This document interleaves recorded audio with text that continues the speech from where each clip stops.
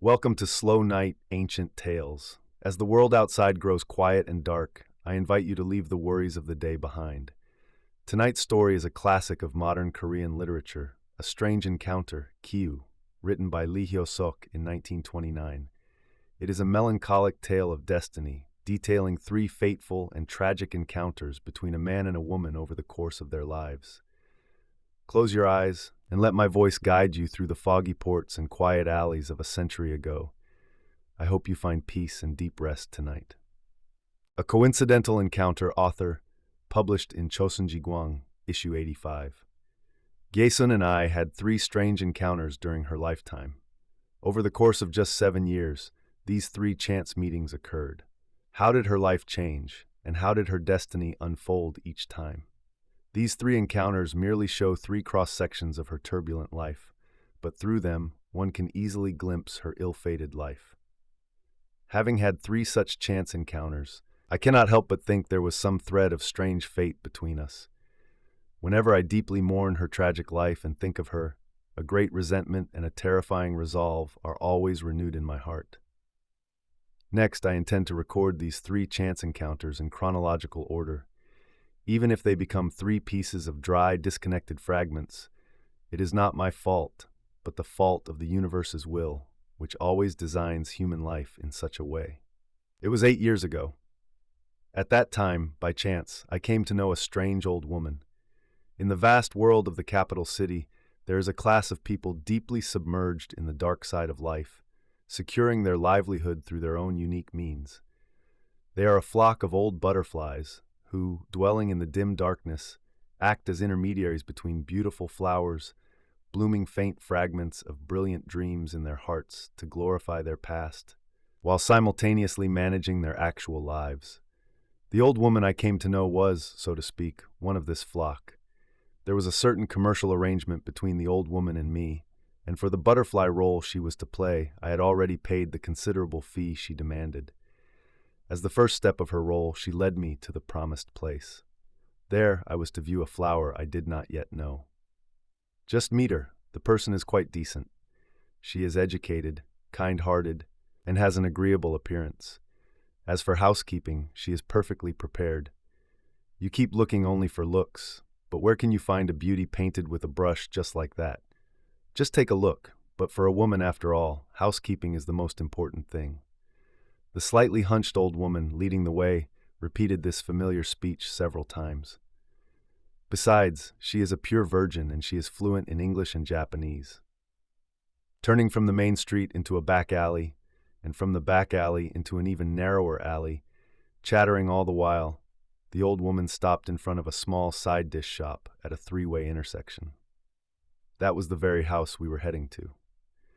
Realizing there was no one in the shop, the old woman went around to the back and reached a small gate. It was a dilapidated thatched cottage. It was so blackened by soot that even the characters on the nameplate were illegible. However, I still did not abandon the beautiful dream I held in my heart. Pearls are always hidden deep in the mud of the ocean. How many melted pearls might be hidden inside this soot-covered thatched cottage? Opening the gate with ease, the old woman entered without hesitation. However, quite excited by a mix of beautiful dreams and a slight sense of shame, I could not easily step inside and stood outside the door, hesitating for a long time. After what seemed like a lot of bargaining that delayed us for quite a while, the old woman finally came out and welcomed me in with a smile and a wink. As it was my first time experiencing this, I felt quite awkward and hesitated, until the old woman grabbed my wrist and pulled me in. A low roof, crumbling walls, torn paper doors, a broken jar stand. The signs of decay and ruin were clearly visible on everything. The situation of the house, seemingly barely managing to drag along a declining livelihood by running a small side dish shop, was unmistakably apparent at first glance. But none of that mattered.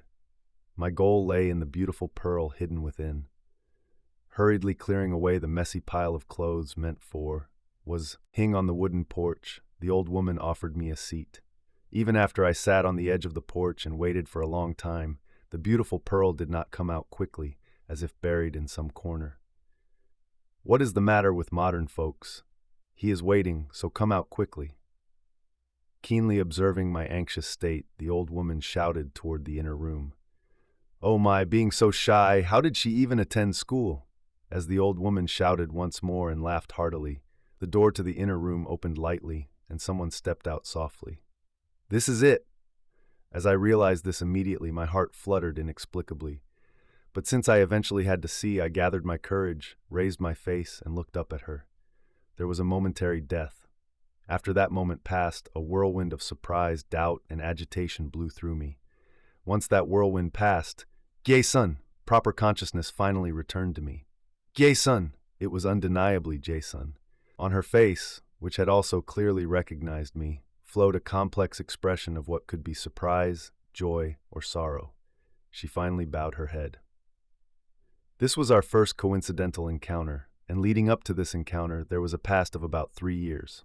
Back then, 3 years ago. At the Nagwon-dong intersection, there was a tile-roofed house with a large signboard.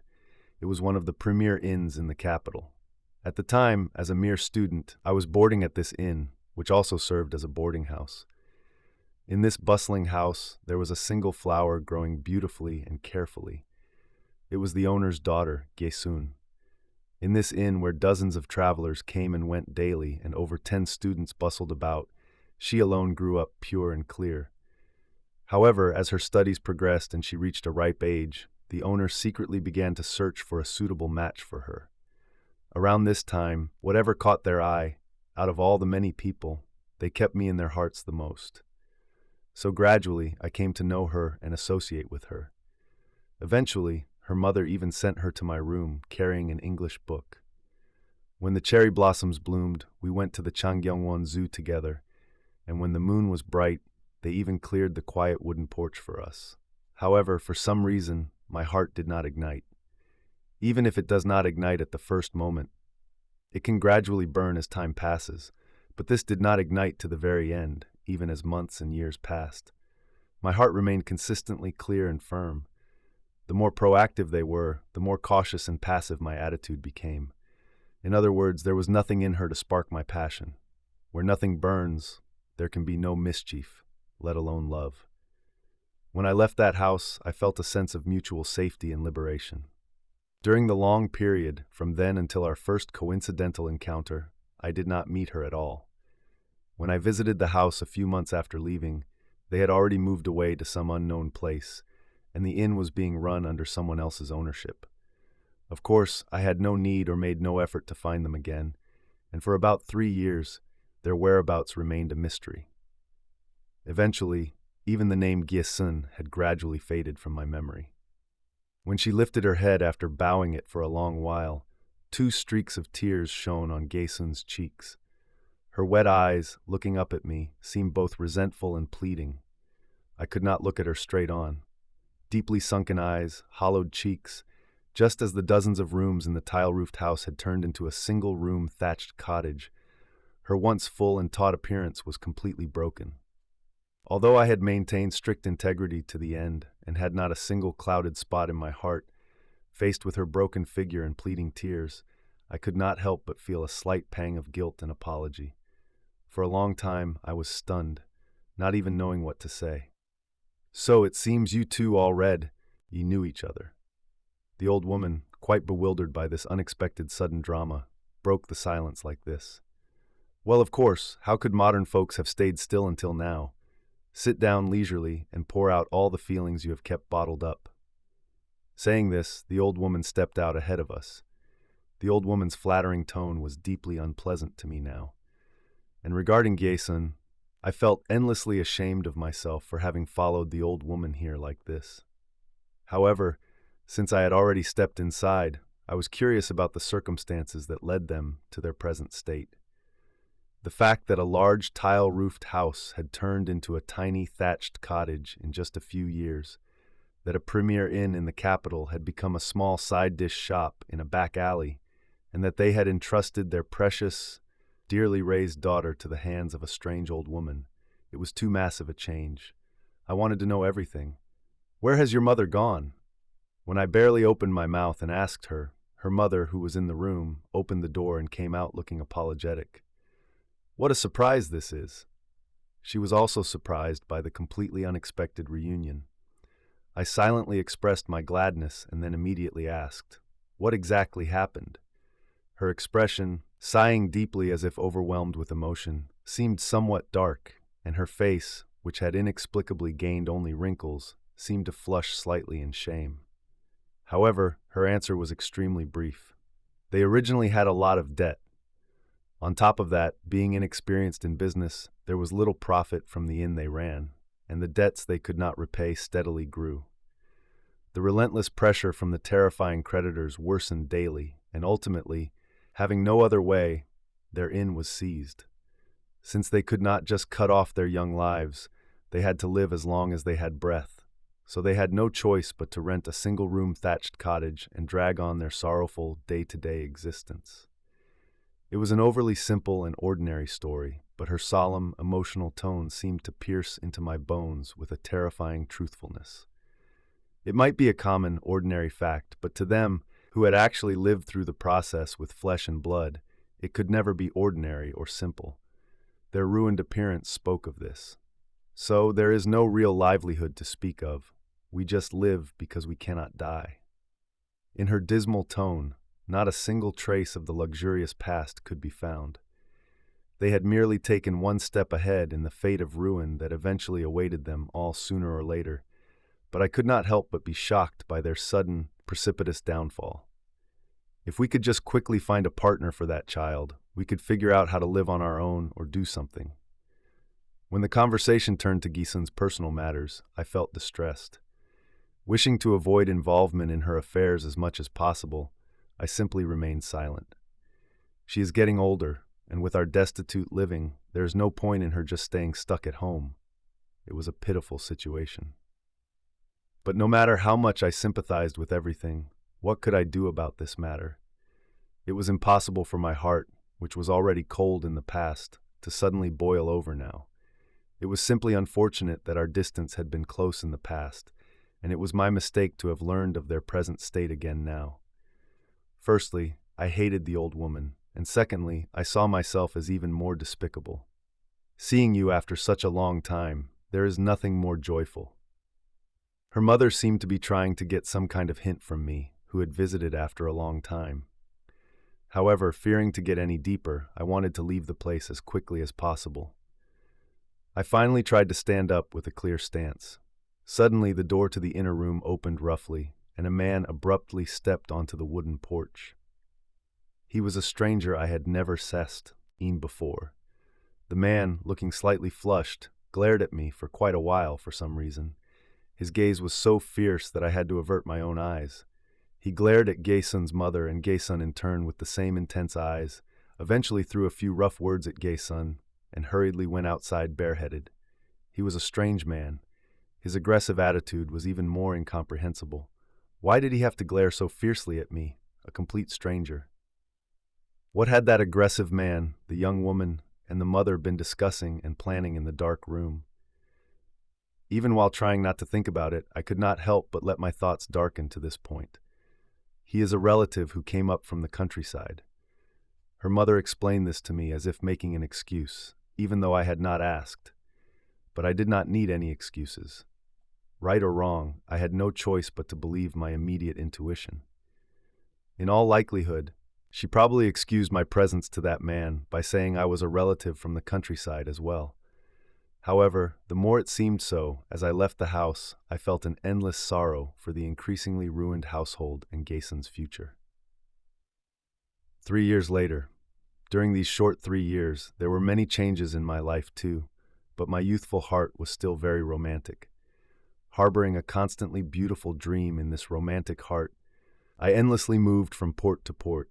To a heart ceaselessly seeking dreams, a port was the most attractive place. Clean streets, red lights, bright taverns, green liquor, young women, the blue sky, the rich sea, the ships floating on it, the distant horizon, everything was unconditionally good. Across the deep blue sea, in that land touching the deep blue sky, it always seemed as if something was beckoning and calling. When I cast my beautiful thoughts far across that sky, the distant horizon was like the beckoning hand of a pretty maiden. Whenever I loaded my dreams onto a ship, hoisted the sails to the wind by day, and got drenched in moonlight by night, I could not suppress the urge to run away to distant countries without resting. This beautiful fantasy materialized and ultimately came to be realized. For my friend Bach and me, who were intoxicated by the concept of wandering, the day had finally come to embark on the trip to Vladivostok that we had been planning for a long time. It was a certain port on the east coast. The blue sky shone healthily, and the May Sea was exceptionally blue. A ship floating on it like a dream, that was the ship that would carry us away. It was the day before departure, which should have been overwhelmingly busy, but since we were wandering travelers rolling around with nothing but our bare bodies, our voyage preparations were complete once we bought third-class tickets and tucked them into our pockets. For the remaining half-day, our last day in this port, we decided to share a farewell drink at a port tavern with our friend Gim, who was seeing us off. The small cafe, standing high up and facing the sea, was clean and quiet. Walls the color of duck eggs, crimson curtains, green potted plants on the stands, all of these harmonized cheerfully with the color of the sea seen far through the window. It was a quiet afternoon with the wall clock striking 2 ding-dong. Liquor. Settling down by the window, we raised our glasses high, expressing our dreams and future ambitions about the unknown land. The sound of clinking glasses overlapped with the softly sung humming of the serving girl sitting next to us, reflecting through the quiet cafe. Flowing and flowing, a drifting melody full of sorrow strangely stimulated our wandering spirits. Flowing and flowing, that must be her destiny and ours alike. Whether north to Siberia or south to the South Seas, flowing and flowing without knowing a place to settle was the very state of us both. Though we had not set off yet, we felt an exotic sentiment in this port, in this tavern, as if we had already gone far overseas. The serving girl sang the song with unusual emotion. The melody, brimming with sorrow, flowed continuously. Now, in this quiet tavern, everyone was dreaming their own dreams. The serving girl singing the song, the three of us listening closely, and the girl who had been leaning against the windowsill on the other side, staring blankly at the sea for a while. Everyone was momentarily still, as if reflecting on their own flowing, drifting selves. "It is liquor! Fill the glasses to the brim!" Washing away all sorrow, I shouted valiantly. I roared gallantly as if to say, "Kill the dreams, action is what matters." The serving girl who was singing smiled with her red lips again and poured the liquor. As if trying to conquer all sentimentality, we recklessly gulped down the alcohol. Once filled to the brim, we drained it in one breath and asked for more. However, when my eyes fell on the girl leaning against the windowsill over there, blankly looking at the sea, there was something that inexplicably struck my heart. Her detached demeanor, far from her profession, had a grace unlike a tavern-serving girl, and there was something profound in the way she silently watched the sea with the hot setting sun heavily on her back. Whether she was lost in old dreams, lamenting the present, gazing into the future, thinking of the land across the sea, or missing a loved one there, her figure, silently watching the sea, was incredibly pitiful. I even felt an urge to stand up and go over to her, but afraid of breaking her quiet mood, I asked the serving girl pouring our drinks. "Yuri-chan," as she called out toward the other side, the girl who had been looking only at the sea quietly wiped her tears with a handkerchief and turned this way. Her facial features were not clearly visible, but I could faintly see her disheveled hair and her makeup ruined by tears. She paid no attention to this side and turned back toward the sea. "Ano hito wa itsudemo, naite bakari iru no yo." That person is always just crying. Tama-chan explained like this, and she gave a rough outline, that she came to this cafe about a week ago, that it was her first time as a cafe waitress, thus she was not skilled at serving customers, that she did not open her mouth a single word about her past, and that she always just shed tears alone. Judging from her attitude in this story, she was likely not a sentimental bourgeois girl, so I could guess she too was an unfortunate person who could not live a bright life like others. From where had this sad life flowed, and where would it flow next? Flowing and flowing. When I thought that it was all the same fate, though we were strangers to each other, I could not help the piece of my heart that leaned toward her. On this last day before setting off on a long, wandering journey, I wanted to exchange at least a word with her, who seemed to deeply understand life. Yuriko-san, I finally called out to her, but she just remained lost in meditation. Not getting an answer, I felt embarrassed and just fell silent. Then this quiet cafe broke its calm atmosphere as it welcomed new guests. A Japanese policeman in uniform and a man in plain clothes, appearing to be a detective, pushed the door open roughly and entered. It did not suit a uniformed policeman to come into a cafe, so I suddenly got a bad feeling that some misfortune might befall the three of us. I trembled with anxiety, thinking that our long-awaited Vladivostok trip might be ruined again. "Dana wa doko da?" Where is the master? The man in plain clothes shouted like this, and then went upstairs alone without hesitation. He thoroughly looked around the room. It seemed inevitable that something was going to happen. We wanted to leave the place quickly, but since things had already come to this, it seemed doing so would be even more disadvantageous. We had no choice but to sit perfectly still and take whatever was coming. The man who had been glaring at us shifted his gaze to Yuriko on the other side. He stepped closer and closer to her and finally slapped the back of the girl, who was lost in thought. Yuriko, startled, looked up at him, then covered her face with both arms as if she were about to faint, and stepped back a few paces. He shouted something loudly and roughly grabbed her. Yuriko, seemingly deeply terrified, wordlessly struggled to break free. When we realized that the one in trouble was not us but Yuriko, we felt no small amount of relief. But seeing misfortune fall upon the dreaming Yuriko, we felt apologetic and pitied her. Yuriko, who had struggled relentlessly to pull herself away, became exhausted and collapsed on the spot. Suddenly, like a dam bursting, a loud cry erupted from Yuriko's heart. It was a crying sound that seemed overwhelmed with distress and sorrow. I stood up immediately. But when I realized that it was nothing more than useless, powerless, righteous indignation, I felt heartbroken. The plainclothes man who had gone upstairs came down hurriedly. Behind him, the couple who seemed to be the master and the proprietress followed respectfully. They instructed the couple about something and then pulled up the fallen Yuriko. "Sa, isho ni yukun da! Come on, you are going with us!" I figured she must have surely engaged in some illegal trade or scammed a wealthy customer. They dragged out Yuriko, who was thrashing about saying no, just as she was, in her clothes, with her hair disheveled and her face wet with tears. Her face wet with tears. Only now did I see her clearly. My gaze was temporarily nailed to her face, and the second momentary death, the whirlwind of surprise and agitation blew. Yuriko, without a doubt, was Gyesun. It was Gyesun wearing a kimono. I wanted to run to her and let her know it was me, but she had already been dragged outside the door, seen me either. That was destiny. It was like after a storm.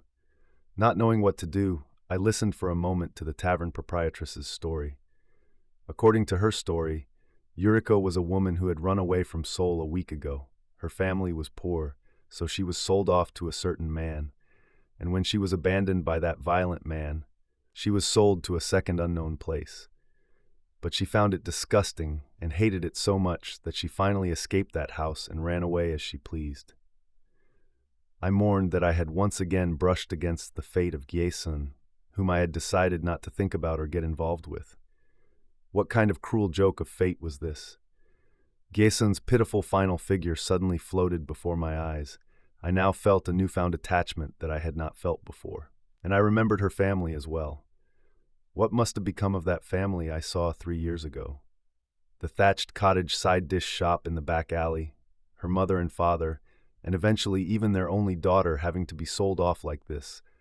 The process of their downfall seemed to be vividly reflected before my eyes. Gyesun's figure floated before my eyes once more. My mind was in chaos. I did not know what I should do. Should I chase after her? But what use would that be?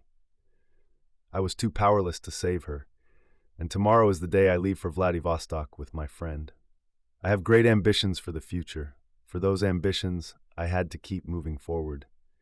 However, I could not suppress the feeling of deep apology toward her from the bottom of my heart.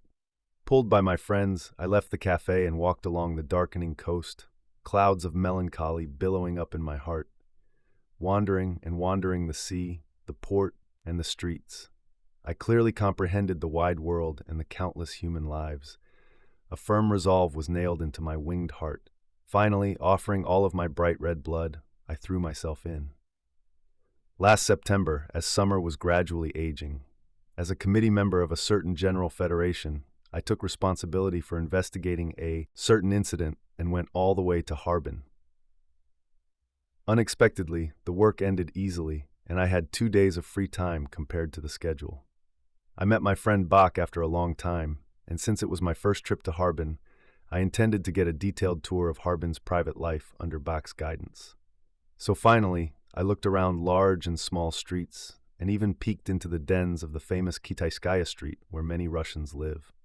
I got drunk on vodka and also met a girl with a beautiful face named Sonia. Harbin at night was an even more beautiful city. The lights densely embedded in the deep darkness seemed connected to the sky and the stars.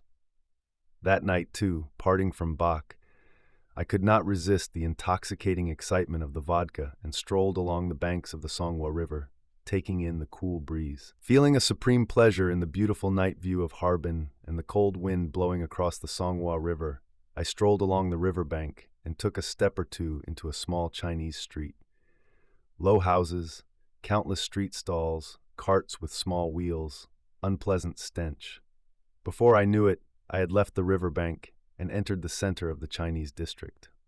Comparing vaguely, the night view is better than Vladivostok's. The complexity does not even come close to Shanghai's. Its beauty is several tiers below Qingdao's, and the bustle is many times that of Seoul. Drifting along with the alcohol-induced excitement, I walked further and further into the streets like a sleepwalker, not knowing when to stop. While walking so recklessly, I do not know how I took the wrong turn, but eventually I ended up in a small, unknown street. It was a dark, quiet street with no street lamps and no sign of people. Turning that corner and walking a few spaces down an even smaller street, I discovered strange houses built squarely like kerosene cans, with no roofs and no eaves, lined up in a row. Only a few of them had their doors open, and faint lamplight seeped out from inside towards the street. Even in my hazy state of mind, I got a strange feeling. It is a slum, I thought. There is no city in the world without a slum. In contrast to the magnificent stone buildings lining the streets, there are inevitably crumbling slums hidden away.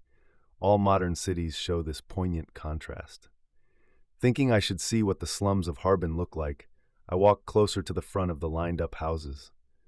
Getting close to the doorway of a house where faint lamplight was spilling out, I took a quick peek inside and ended up standing frozen on the spot like a totem pole.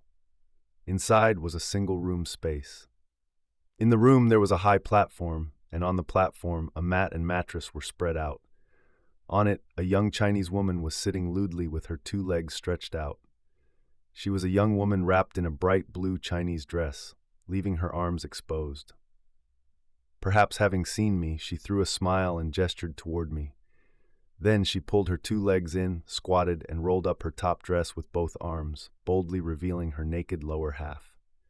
Bathed in the bright blue dress and the faint lamplight, it looked like a mysterious pool of ecstasy. Feeling dizzy at the dazzling sensation as white as snow, I stood there blankly, out of my mind. During that time, 2 giant men appeared from somewhere, staggering, went into the room, and lunged lewdly at the woman. Before I knew it, the wooden board door slammed shut, and I heard the sound of a metal lock latching. It is a den of vice. I realized it was not a slum, but a brothel, a terrifying brothel. Without even the time to think about what horrible sins occurred inside, once lit, I could not escape the blazing red flames of sensuality, even if I tried. Still standing blankly to my shame, I moved my feet to a place a few spaces down where faint lamplight also spilled out toward the street. Inside the room sat a similarly dressed Chinese girl.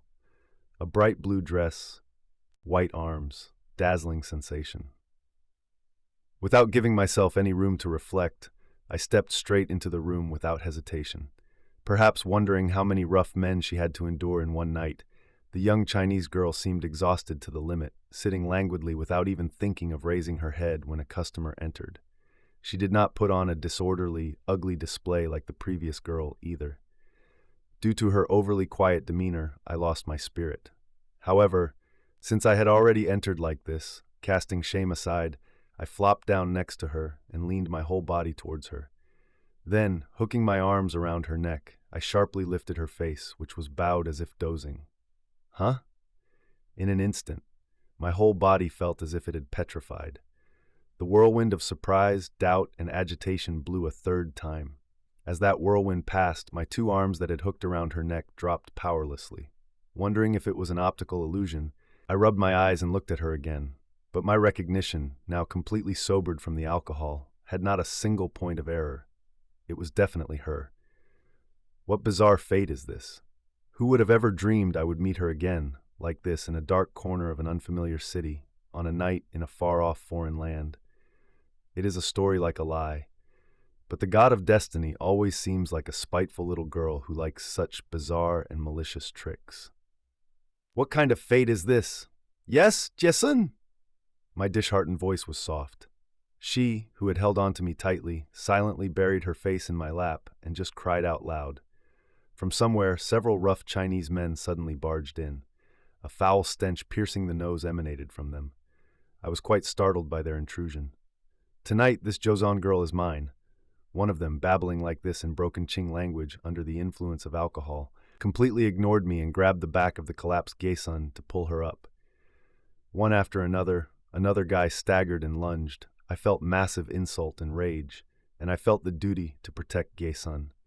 Standing up on the spot, without any discretion, I shook off the arm of the guy lunging at her and planted a fist on him.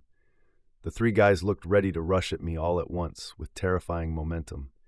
Myself alone against three huge men. Of course, I was no match for them. Gaesun grabbed my arm and tried to stop me, but suddenly I noticed a tall, slender man standing behind like a totem pole. Guessing the situation, I quickly took a few bills out of my pocket and swiftly slipped them into that man's hand. The man showed me a satisfied smile, shouted loudly, and chased the three guys outside. Then he too closed the door and left. We could barely sit down in that spot with peace of mind. Sitting face to face like that with a peaceful heart was exactly 10 years since our farewell at the Naguandong Inn. For the first and last time, I held her hand. She too leaned her body against me for the first time in her life. Now, there was no feeling of shame or anything between us. We were two lonely souls in a foreign land with unfamiliar mountains and strange waters. We were no longer a person selling flesh and a person coming in to buy flesh. We were two noble souls who had highly transcended that realm. Toward her, I now felt a love I had not felt before. But it was not the love of a greedy man, but the great love of an older brother or a mother. I held her with the love of an older brother. She trusted me as if being held by a mother. Having come to a lonely land, she must have hungered greatly for a mother's love as well. Her mother, speaking of her mother, what on earth had happened to her mother? I asked her about her mother, who had been forced to abandon and ruin her only daughter like this. Tears newly welled up in her eyes, and with a trembling voice she barely spoke a single phrase. I do not even know if she is dead or alive. Then what on earth had happened? It was impossible to know, but I did not try to ask further. More than that, the two of us had to get out of this place as quickly as possible. I could no longer leave her in this terrifying place like this. Whether finding her mother or seeking a new life, whatever we did, I resolved that I had to take her with me, even back to Seoul. Now, let us go with me quickly, even just as you are. What? Go? She was startled and refused. And she roughly explained the terrifying system inside the brothel and the brutal sanctions of the Chinese owners. She said if we were caught, both of our lives would be in danger. Still, I persuaded her and encouraged her. When I planned to get the owner's understanding and buy her out with the demanded price, Gaesun shed tears of emotion. But after a long while, with an attitude of extreme despair, she boldly rolled up both her sleeves. It was pitiful. On the white flesh, from her arms to her shoulders, terrifying purple spots had broken out here and there. Due to the virulent disease infected by foreigners, her youthful flesh was gradually rotting away. I was shocked again. But with a calm attitude, I comforted her and demanded firm resolve. And I promised firmly that I would secure a considerable amount of money early tomorrow morning, come back, negotiate with the owner, and settle everything before I left the place. The bustling city fell quietly asleep, and the night in the foreign land deepened. Though it was a street I wandered aimlessly in a drunken stupor, to a clear mind, it was an extremely simple street. I easily navigated the streets and finally sought out Bak's lodging late at night. Deciding to postpone our trip to Gyeongsong by one day, early the next morning, thanks to Bak's goodwill, I carried a considerable sum of money and went back to that place from last night with Bak. In my mind, cloudy from lack of sleep, the events of the previous night played out like a film. No matter how much I thought about it, Gaesun's fate up to this point had been too tragic. But life always starts from here. If she lives meaningfully like a human being from now on, is that not enough? I tried to force myself to think of everything brightly. Keeping the Songhua River by our side, we carefully traced down the streets I had walked yesterday and eventually reached that place. The squarely built houses like kerosene cans, they looked even more dismal when seen by day. That Gaesun was in there. It all seemed like a lie. But how good it would be if it were a lie. There were houses with their doors still closed, and houses with them open. Passing a few houses, we went in front of the one we guessed was it, opened the door, and went in. In the narrow room, 2 or 3 Chinese men were gathered, whispering and discussing something with flustered attitudes. Seeing us enter, they were startled and all looked this way. The tall, slender man among them was that man from last night, seemingly the owner.